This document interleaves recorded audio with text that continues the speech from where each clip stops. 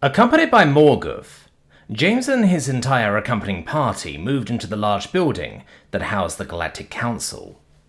Or, well, it would have been more accurate to say that they moved into the even larger building that housed the large building, housing the Galactic Council inside of it, sort of like a Matryoshka doll situation.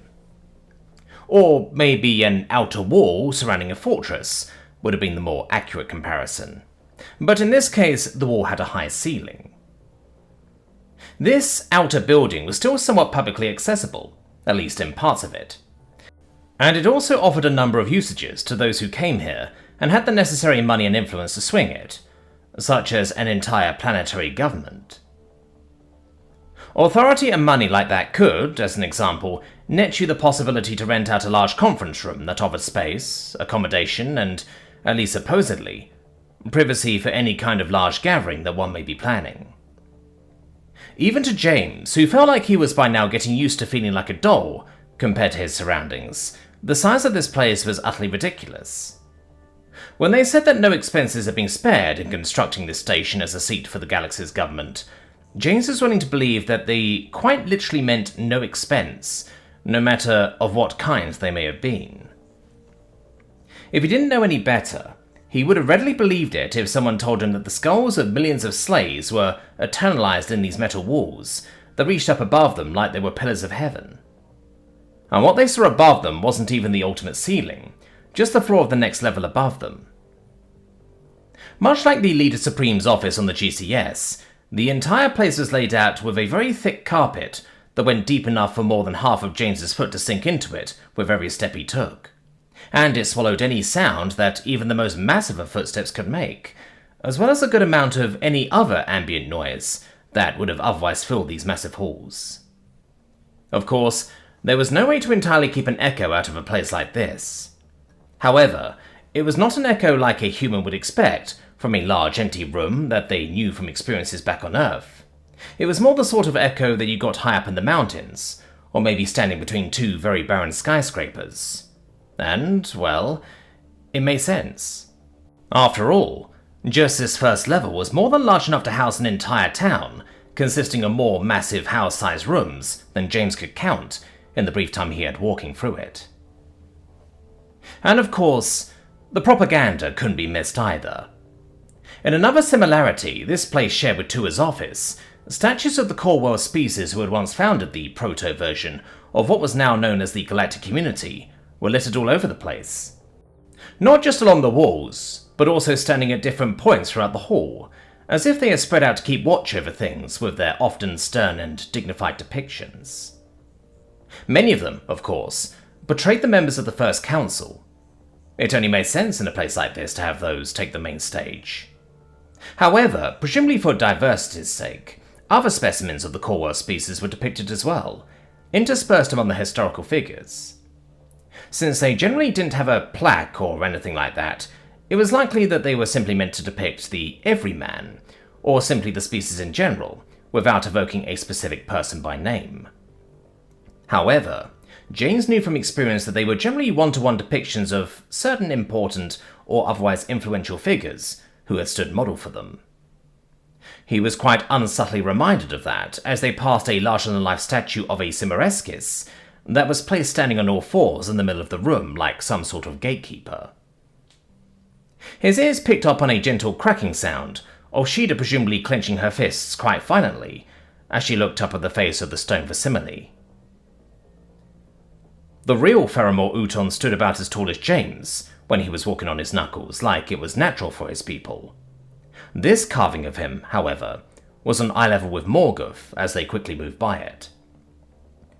Only Zidiotos are taller, James internally noted to himself, wondering silently if that was a coincidence. He also remembered how the captain had personally boasted to him about standing model for these sorts of statues back on the GCS, and how proud he had seemed to be the face representing his people in this way. After recent events, were there going to be any talks about possibly replacing these all over the galaxy? Were such talks maybe already in motion? Or would the Cimareskis be perfectly happy about their public face being that of an admitted war criminal? Well, granted, The crime that Uton confessed to had actually not been one he himself had committed in reality, but he had enough others on his conscience that it still counted. Wherever he was, James really wondered if that man would still be so proud about posing for these statues right now. Of course, the enormous walls that reminded more of the vague boundaries of a level in a video game than parts of an actual building hadn't been left entirely empty either.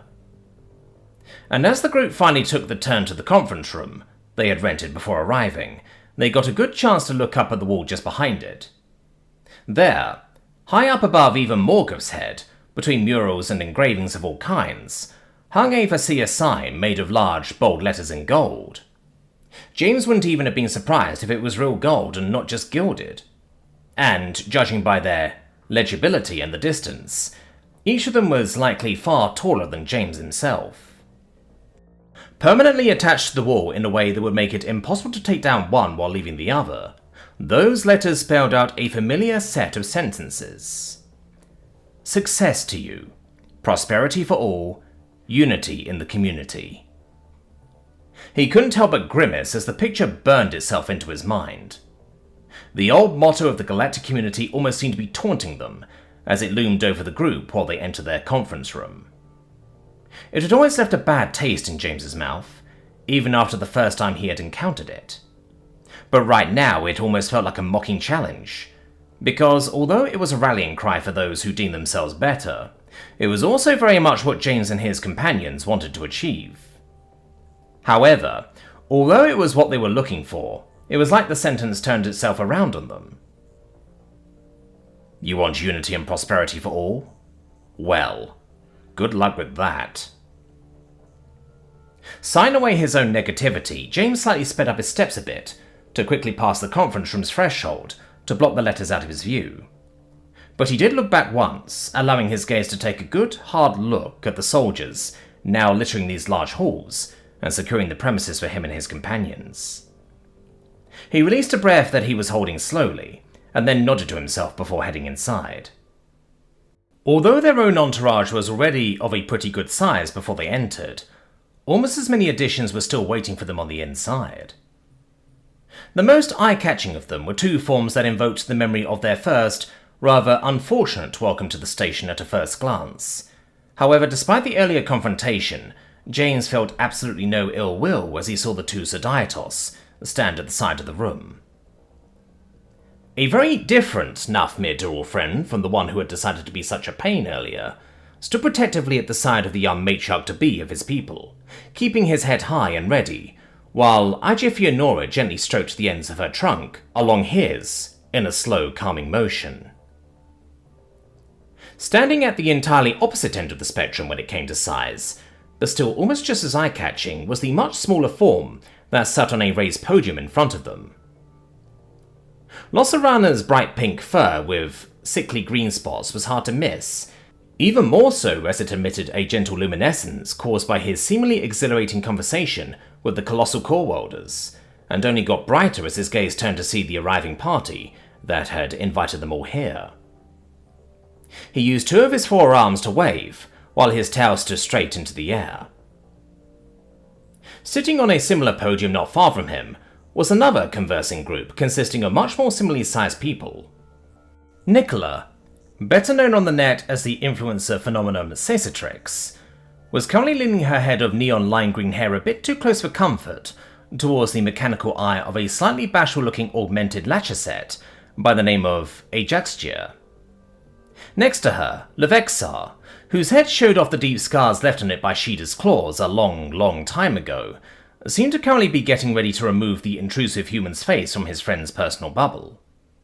His thick, bushy tail swayed heavily as his rigid eyes stared at the young primate, his face spelling out that he was very ready to start a fight he probably couldn't win here if he had to.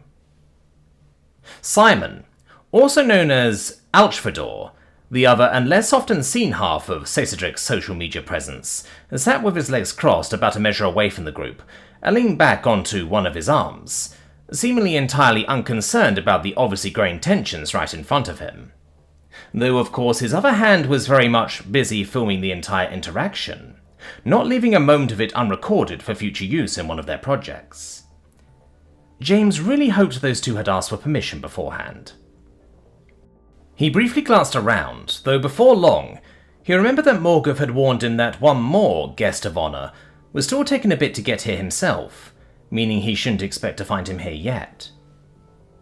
Of course, James's own arrival hadn't gotten past the second group as well, even if they were a bit too in the moment to entirely react to him at first. Though, as Nicola finally decided she had invaded the poor Volplane's personal space long enough, and pulled back just in time to avoid having the larger of the two Laxajet jump at her, their attentions were obviously turned right towards James as well, as was the camera that Simon was carrying around. Dude had commitment as well, bending his entire body around in a quite uncomfortable looking way to get the shot before he shifted the rest of himself to catch up to the moment. As James waved back at all of them, anyone currently stuck on a higher place scrambled a bit to climb off and down to the ground level, as James leisurely passed the large room, along with his entourage. Nicola was by far the quickest to close the gap, skipping through the low gravity in large strides, and reaching the arriving group in a few seconds flat, while Simon followed her at a filming distance. "Oh my, all of the sins!" she proclaimed loudly, as her heels screeched to a halt just in front of James, though she still nearly barreled right into him as the unfamiliar level of momentum carried her forwards. "You have no idea how excited I am. I mean, a personal invitation to your inauguration? Can somebody pinch me?" "Nobody pinch her," James immediately ordered with his hand raised, and a brief look behind himself before he returned his attention to the girl in front of him.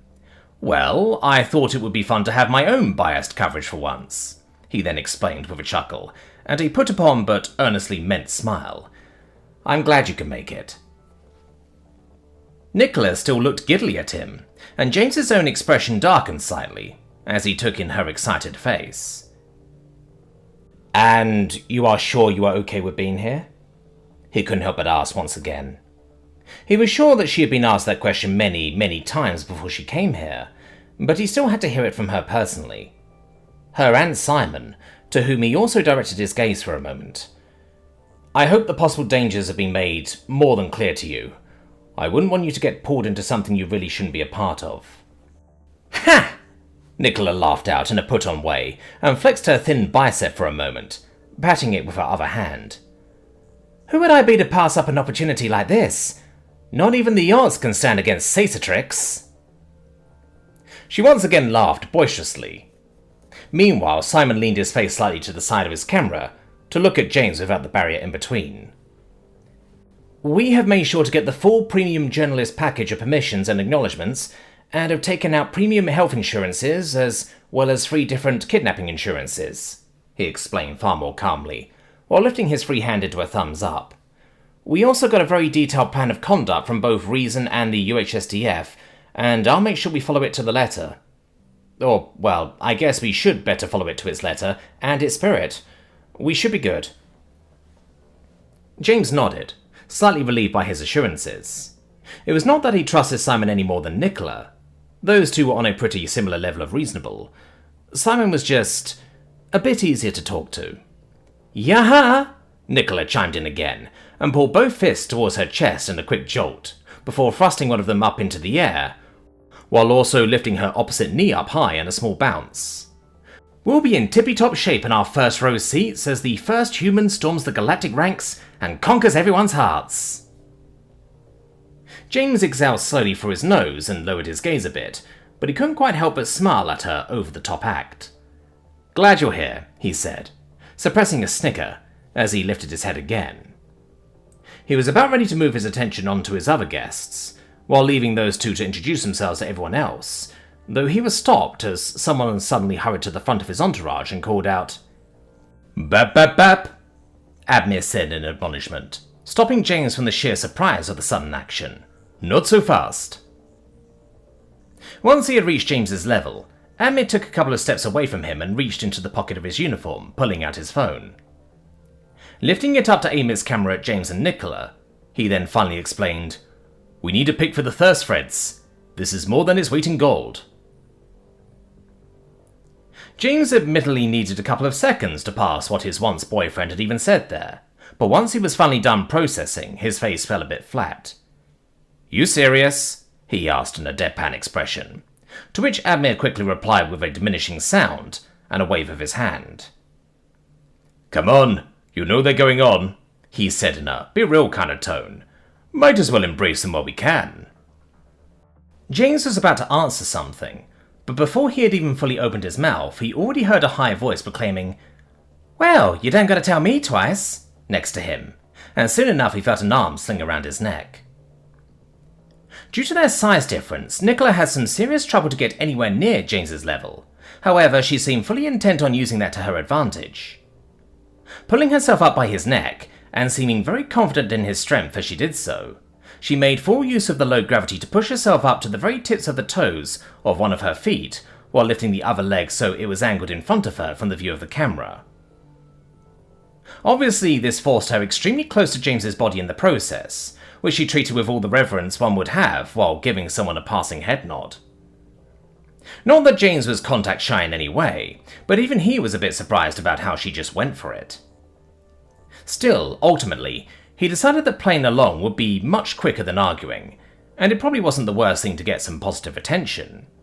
He just really hoped things were staying reasonable in whatever comments those threads would have, although he knew they probably weren't, one way or another.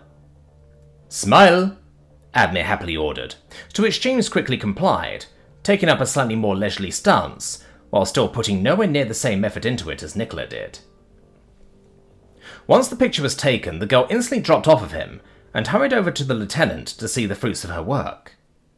Meanwhile, Simon chuckled slightly, and gestured for James to get on with it quickly, presumably before she would ask for a reshoot. As James nodded in appreciation and quickly turned, he caught a brief glimpse of Sheida in the movement, as she regarded the girl with a strange, long gaze that a lesser man may have interpreted as jealousy. And by lesser man, he meant himself, if he didn't know Sheida quite as well as he did. Not paying any mind to what else it might mean, he had to quickly make the decision of who he would be greeting first here, and although he was technically far more familiar with the two Laxoset, he felt like the severity of other people's presence deserved to be acknowledged first. Almost out of a distant habit, he immediately leaned down and offered his arm for Losaraner to climb up on, which the Pixomeria took without hesitation, soon enough settling on his shoulder, as always sticking to the side of James that was still entirely organic, while using his forearms and tail to keep himself securely in place. But at least he wasn't pulling on James's hair this time. James gave him an acknowledging nod once he had settled, before turning his gaze upwards.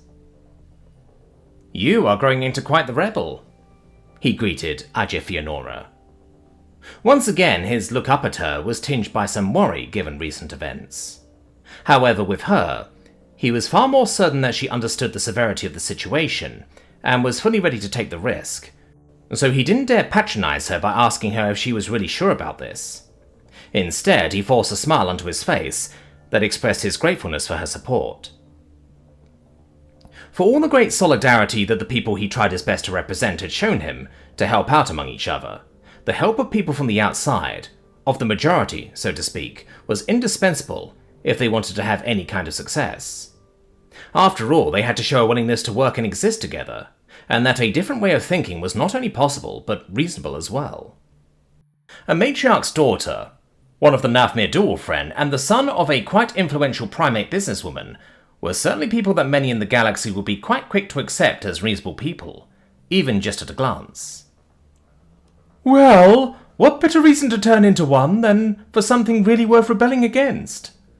the young Zishedii replied, a very slight hint of awkwardness tinging her tone, though it was overshadowed by a good bit of conspiratorial excitement.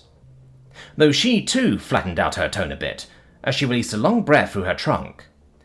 "After everything, it's about time one of my people steps forward to be a good role model, and I have no delusion of being able to do that from the comfort of our mansion.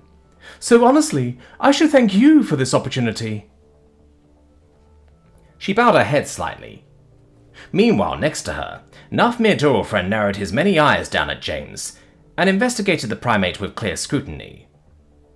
"What do you think on the matter?" James asked indirectly, still remembering the way the young bull had confronted him back during their first secret meeting. Nafmir Dualfren released a trumpeting sound from both ends of his trunk, causing it to swing slightly from the sudden pressure. "As Dualfren, Your lack of respect and reverence for the young matriarch, as well as your enticement of her to put herself into danger, is highly offensive to me," he then thundered out in a declaring voice. However, a moment later, the ends of his trunk toiled around each other, into a spiral shape, as he bent his knees a bit, lowering himself more to James's level, although he was still far above the Primate's head in the end. "However, as Miracules, I must say that I can't disagree with HFY. The attack on Gewelitan, whether his declaration that was recovered from the black box was planted there or not, there is no doubt that at least its very spirit was true. The Nafmir Doralfriend did what he did out of his sense of devotion, whether it was by his own mind or because he was ordered to. And I can't tell if it was devotion to the High Matriarch, devotion to the title, or devotion to something entirely different. But what I know is that I cannot let that be the picture of Doralfriend that the rest of the galaxy will know and think of when they hear the name. I know you probably don't think much of it, but it is endlessly important to our people, and I cannot let it be sullied like that. So, to answer your question, I don't really like this for Avji's sake, but she has my full support, and by extension, so do you." As he spoke, his voice had mellowed out quite a bit. It was still befittingly mighty for the muscle-bound Colossus, however there was no longer that same pompousness in there. James nodded. "Well then, Doralfriend," he said, forgoing the Nafmir status both out of a sense of respect, and because it would be much easier to differentiate him from the other Nafmir if he simply left that part out for the one he liked. "I thank you for your support. With one simple act, you have already far surpassed your predecessor." Doralfriend seemed a bit surprised by being addressed as such, though after Ajifia gave him an encouraging stroke of her trunk along his side, he lifted his trunk into a proud trumpeting sound as he lifted himself back to his full height. For just about the first time in history, James was actually glad to see a Zishedii's bull take up a proud stance. Allowing the young man to savour the moment along with his, well, whatever those two officially were, James turned his gaze sideways to the lemur on his shoulder. "I will admit, while my invitation was genuine, I didn't really expect you to come," he said openly, as Losaraner shifted a bit to somewhat comfortably return James's gaze in his current position. "And I wouldn't have held it against you if you didn't." Losaraner made a slightly chittering sound, while letting go with one of his hands to brush through the glowing fur around his neck. "Well, I guess there's no shame in admitting that I was clinging onto my twig for quite a while after I got the invitation," he then explained, while continuously brushing over the same, slightly thicker part of his fur. "I thought I needed to talk it all out, and since I didn't really know who to call and really didn't want to bother you with it, I kind of had a very long call with Avezalon. And wow, she sure knows how to put things into perspective. Figures, probably, given the amount of perspective she has, but still." "You talked to Avezalon?" James asked in surprise, interrupting the man a few seconds too late, as his brain had needed some time to even process what it had just heard. Losaraner twitched slightly in surprise. "Well, yes," he said, sounding a bit confused about why that would be surprising to James. "You gave us all her contact, remember? I assumed it would be fine to use it. And like I said, I really didn't know who else to call. And I assumed she would be in the know for sure, so it would be fine to talk to her. Was I not supposed to do that?" James admittedly stared blankly for a moment longer, as his eyes met with those of the lemur in the blankest staring contest that the galaxy had ever seen. "It's fine," James then finally stated, /assured, once he had gotten over himself. "I'm just really surprised that the option occurred to you." "Why wouldn't it?" Losaraner asked, still seeming quite honestly confused by James's bafflement at the course this conversation had taken. James opened his mouth for a moment before immediately closing it again. He then blinked a couple of times, thought about it for a second, and shrugged with his free shoulder. "You know what? I am just glad that you did," he then stated in a deliberately casual manner. "I do have to agree with Losaraner," a voice suddenly chimed into the conversation, and in his peripheral vision James could see two slender forms approach him. It seemed like the Lacheset had seen their opportunity to insert themselves naturally into the conversation. "Avezalon is quite the invigorating conversation partner, after all." The green orbs that were Levexar's eyes looked at James for most of the time, as the two took the few steps over to him, though occasionally, the man's gaze also twitched over to Zishedii. Although they were fighting for the same side at this point, it seemed like the Lacheset still had the habit of keeping an eye on the person who had given him the beauty marks on his neck, while they were around each other. Speaking of invigorating conversationalists, it really is that shame that Curie couldn't come as well. Ajaxia also inserted herself into the conversation. Coming from basically anyone else, James would have assumed a comment like that about Curie to be of a sarcastic nature. However, when it came to this specific member of the lower Norcarta family, he could be certain that she was truly missing her fellow cyborg's presence in this meeting, just like he was. James sighed and nodded in agreement. The legal proceedings are really dragging on, he said, with badly hidden resentment in his words. The best we can do is leave them in peace to fight their own battle, while rooting for them as much as we can. Of course, he had told Curie about his plans, and his close cyborg friend had been more than ready to defy their parents and anyone else who told them they couldn't immediately rush to his side. Consequences be damned. However, just about every expert on the matter that populated their half of the galaxy had firmly assured both him and Curie that would be a profoundly bad idea, and that it was truly best for Curie's sake to remain just a bit longer to really flesh out their standing in front of the judge leading the proceedings. If everything went well, they would hopefully be able to at least join up with them right before Phase 2 of the official election would come to its end. Obviously what was best for Curie was more important than his own emotional support, and so James had quickly dropped the idea of still bringing them over here, at least for the time being. However, he was by no means above personally sending the Sun to go get them, so they would make it here as quickly as possible, as soon as they could move freely again. Of course, Curie wasn't the only person James would have liked to have around, and who he had invited to join him during this hot phase of the ongoing political struggles. Pippa, Fiver, and Cliff had all reacted to him reaching out with appreciation. However, they sadly informed him that they would not be attending. They would be rooting for him, and it wasn't even out of the question that they would make their way over to the council station. However, they had decided to keep themselves out of the direct public's attention due to unforeseen circumstances that had befallen Fiver, and highly urged her to keep herself out of any trouble and potential danger. Although they hadn't specified further on the matter, James had quickly taken the hint and thanked them for their extended support. And then there were of course some more people from back home, though sadly most of those had quite important responsibilities and commitments that couldn't just be dropped on quite so spontaneous of a notice. And Viru Scrata, the Rushgak king that he had met during the conference of Deathworlders, also could not bear to leave his hive to attend. Although the Rushgak were not as dependent on their hive as less sapient creatures like them were, they still could hardly stomach leaving it behind most of the time, from what James understood. Once all that had shot through his head at the fraction of a moment, James used the brief lull in the conversation to glance around for a moment. It looked like introductions were well on their way without a need for his assistance, which was good because he always felt a bit awkward trying to introduce someone who was standing right there. This was much easier for everyone involved. Suddenly, the large entrance door to the conference room began to move again, causing the floor to quiver a bit as the enormous mass set itself into motion.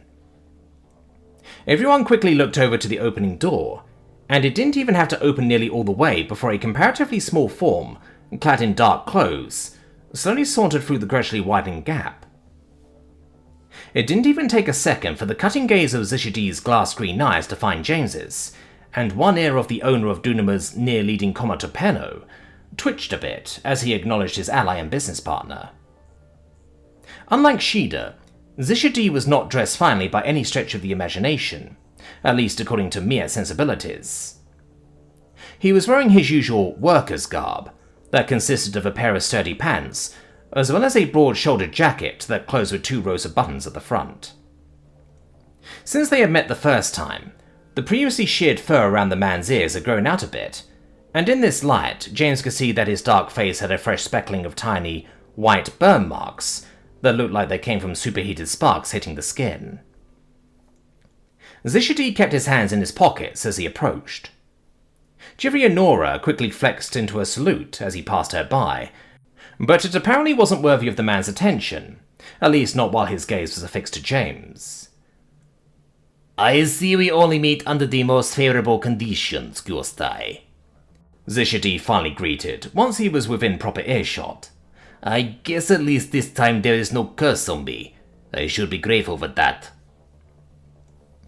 James smiled slightly at the casual way in which Zishedii brought that specific topic up, and he decided not to comment on it further. Glad to finally see you in the flesh again, he said, and reached his mechanical hand out to properly greet the feline, remembering the talk they had about patronizing. Zishedii huffed a single laugh before taking the hand and shaking it, much more routinely so than he had during their first meeting. James noted that his heavy accent had also changed just a little bit during their time of low contact. I couldn't miss this, Zishedii insisted with another brief snicker.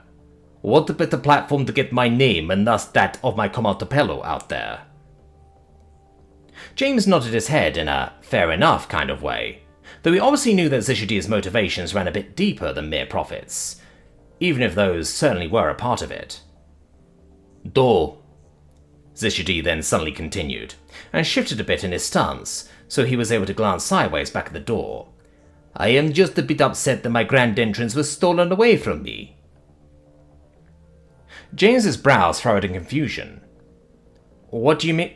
He began to say, though then his eyes followed Zishedii's gaze, and his mouth remained hanging open, instead of finishing his sentence. Clad in a grey jacket and scruffy jeans, a slightly up there in age man with a head full of short salt and pepper hair and a slightly crooked posture slowly skulked into the room. His chin was overgrown with a layer of grey stubble, and his thumbs were in his pockets, leaving the rest of his hands to hang out as he glanced around. Hung over one shoulder, he carried a loosely hanging backpack by just one of its straps, leaving the other to dangle down uselessly. Finally, his eyes opened a bit wider as they met with the ones that were so blatantly staring at him, with the attached mouth agape. The man's chest rose in a single laugh, his lips also twitching up into a smirk, as Finn Krieger lifted one of his hands away from his pocket to give his nephew a lazy wave. "Hiya, kid," he greeted, as his hand sunk back down almost right away. Long time no see.